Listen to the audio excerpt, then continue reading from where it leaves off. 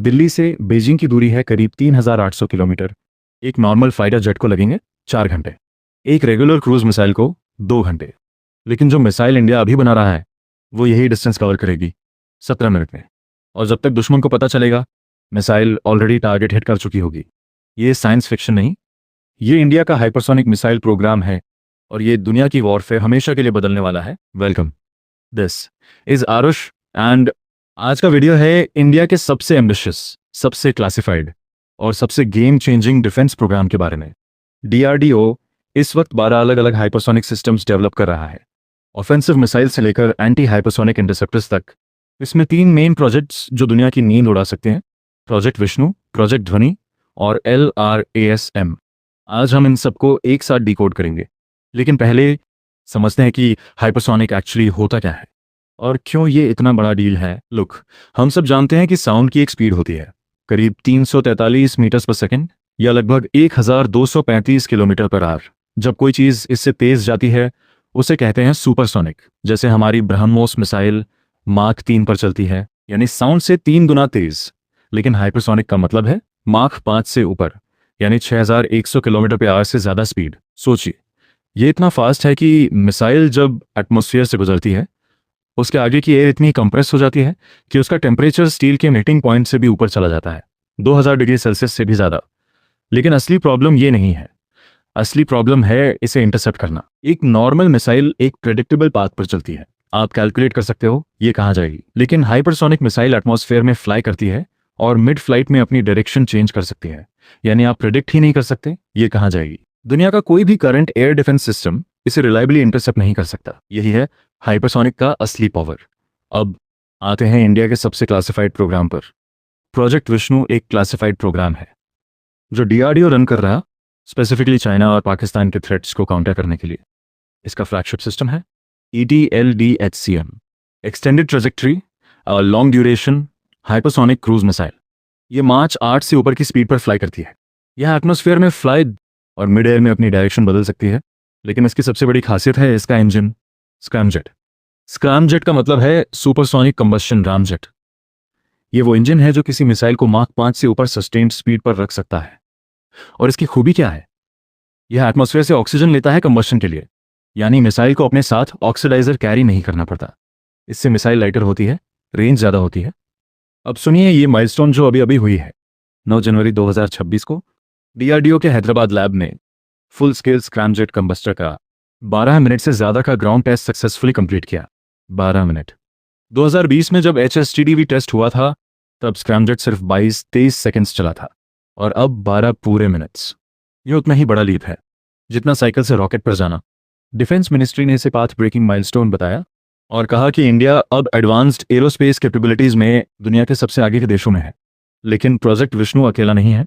India एक और hypersonic missile develop कर रहा है जो स्पेसिफिकली नेवी के लिए बनाई गई है, LRASM long range anti ship missile.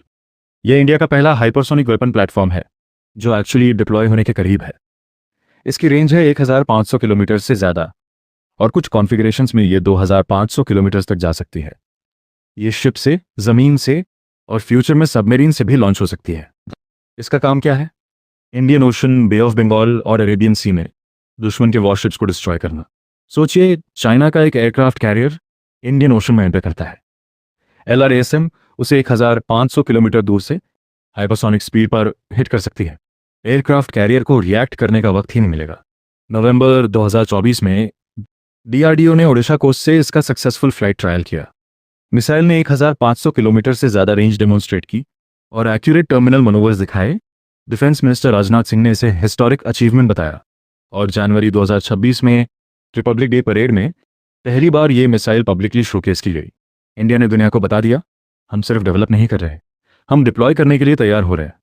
अब असली सवाल, इंडिया ये सब क्यों कर रहा है और दुश्मनों को इससे क्यों फर्क पड़ता है? चाइना के पास है DF-17 मार्च 10 स्पीड, 2500 किलोमीटर रेंज। रशिया के पास है 3M2 ज़ीरकॉन मार्क 9, 1000 किलोमीटर रेंज। दोनों के पास ऑपरेशनल हाइपरसोनिक वेपन्स हैं और इंडिया, अब तक हमारे पास यह कैपेबिलिटी नहीं थी। इसीलिए डीआरडीओ ने यह प्रोग्राम शुरू किया। India 12 hypersonic wind tunnels operate करता है जिसमें एक 400 करोड़ रुपए की फैसिलिटी है। डीआरडीओ का टारगेट है रशिया के जिरकॉन से भी तेज मिसाइल बनाना, मार्च 9 से आगे डबल डिजिट मार्क। और पाकिस्तान में 2025 में पाकिस्तान का फतेह द सेकंड मिसाइल इंडिया के एमआर सैम सिस्टम ने इंटरसेप्ट किया। यानी इंडिया न सिर्फ अटैक करने में बल्कि डिफेंड करने में भी एडवांस हो रहा है। और एक और क्लासिफाइड अपडेट, डीआरडीओ एक हाइपरसोनिक ग्लाइड व्हीकल डेवलप कर रहा है जिसकी रेंज होगी 5500 किलोमीटर से ज़्यादा, स्पीड मार्च 21। इसका मतलब यह मिसाइल दुनिया के किसी भी कोने में पहुंच सकती है, किसी भी करंट डिफेंस सिस्टम को बाईपास करते हुए। और अब बात करते हैं उस ब्रेक थ्रू की जो लिटरली 2 दिन पहले अनाउंस हुई। 9 मई 2026 को डीआरडीओ ने अनाउंस किया कि उन्होंने फुल स्केल स्क्रैमजेट कंबस्टर का extensive long duration test successfully complete किया। 20 पूरे minutes 1200 seconds scramjet engine sustain combustion पर चला।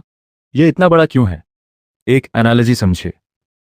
एक कैंडल को नॉर्मल कंडीशंस में जलाना इजी है, लेकिन उसी कैंडल को एक हरिकेन में जलाए रखना, यही है स्क्रैमजेट का चैलेंज। स्क्रैमजेट इंजन में एयर 1.5 किलोमीटर पर सेकंड की स्पीड से एंटर करती है। इतनी तेज हवा में फ्यूल को इग्नाइट करना और फ्लेम को स्टेबल रखना, यही सबसे बड़ी इंजीनियरिंग चैलेंज है। और डीआरडीओ ने यह 20 मिनट्स तक किया। अर्ली 2025 में डीआरडीओ ने 1000 सेकंड्स का स्क्रैमजेट कंबस्शन अचीव किया था और अब 1200 सेकंड्स। हर टेस्ट के साथ इंडिया आगे बढ़ रहा है। DRDO chief doctor Samir V Kamat ने जून 2025 में बताया, एचजीवी प्रोग्राम एडवांस स्टेज में और इंडक्शन 2-3 साल में एक्सपेक्टेड है। यह सुनकर चाइना और पाकिस्तान के डिफेंस एनालिस्ट बहुत कंफर्टेबल नहीं होंगे। तो ओवरऑल पिक्चर क्या है? इंडिया इस वक्त 3 मेजर हाइपरसोनिक ट्रैक्स पर काम कर रहा है। पहला, ETLDHCM scramjet powered mark 8+ land, sea और एयर से लॉन्च। दूसरा, LRASM boost glide hypersonic navy के लिए ऑलरेडी रिपब्लिक डे पर शोकेस। तीसरा, मार्क 6 ग्लाइड व्हीकल कन्वेंशनल और न्यूक्लियर दोनों वॉरहेड्स कैरी कर सकता है। और ऊपर से वो क्लासिफाइड मार्क 21 HGV जिसकी रेंज है 5500 किलोमीटर। ETLDHCM को एयरक्राफ्ट कैरियर्स, डिस्ट्रॉयर्स और फोर्टिफाइड मिलिट्री बंकर्स स्ट्राइक करने के लिए डिज़ाइन किया गया है। यानी इंडिया के पास जल्द ही वो कैपेबिलिटी होगी कि दुश्मन का कोई भी वॉरशिप इंडियन ओशन में सेफली ऑपरेट नहीं कर सकेगा। डीआरडीओ चेयरमैन का कहना है LRASM के ट्रायल्स बहुत जल्द होने वाले हैं और ये प्रोग्राम अब एडवांस स्टेज में है। इंडिया का हाइपरसोनिक रेस अब सिर्फ ड्रीम नहीं है, ये रियलिटी बन रही है। 2004 में जब डीआरडीओ ने हाइपरसोनिक टेक्नोलॉजी पर काम शुरू किया तो दुनिया ने ज़्यादा ध्यान नहीं दिया। 2020 में जब HSTDV ने 22 सेकंड्स के लिए स्क्रैमजेट इंजन चलाया, एक्सपर्ट्स ने कहा इंडिया को अभी बहुत लंबा रास्ता तय करना है। 2026 में इंडिया का स्क्रैमजेट 20 मिनट्स चला। डिफेंस मिनिस्ट्री ने कहा इंडिया अब इस फील्ड में दुनिया के सबसे आगे के देशों में है। ये किसी एक साइंटिस्ट की अचीवमेंट नहीं है, ये उन हज़ारों इंजीनियर्स और साइंटिस्ट की मेहनत है जो हैदराबाद के लैब्स में बिना किसी हेडलाइंस के इतिहास लिख रहे हैं। अगली बार जब आप न्यूज़ में पढ़ें कि चाइना ने कोई नया हाइपरसोनिक मिसाइल टेस्ट किया तो याद रखिए इंडिया की लैब्स में कुछ बहुत बड़ा तैयार हो रहा है। अगर आपको ये वीडियो इन्फॉर्मेटिव लगी तो प्लीज़ लाइक करें, इसे उन लोगों के साथ शेयर करें जो इंडिया के डिफेंस प्रोग्राम के बारे में सीरियसली जानना चाहते हैं। GD पर हम ऐसी ही डीप डाइव वीडियोस लाते हैं जो मेन स्ट्रीम मीडिया कवर नहीं करता। हिट द सब्सक्राइब बटन और कमेंट्स में बताइए आपको क्या लगता है इंडिया का हाइपरसोनिक प्रोग्राम चाइना के DF-17 को कब तक ओवरटेक करेगा।